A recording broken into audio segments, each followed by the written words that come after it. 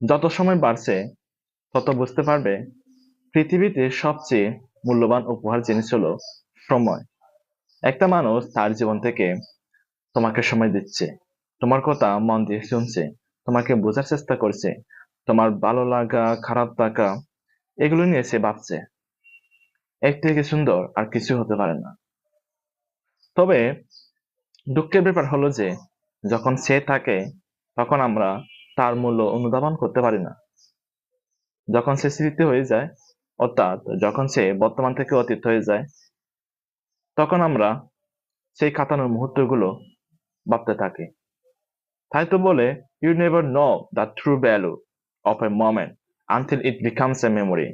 So সময় থাকতে সবাইকে মূল্য দিন। বা সেটা হতে পারে তোমার ক্যারিয়ার নিয়ে, বা সেটা হতে পারে তোমার লাইফ পার্টনার নিয়ে। সো ভালো থাকবেন।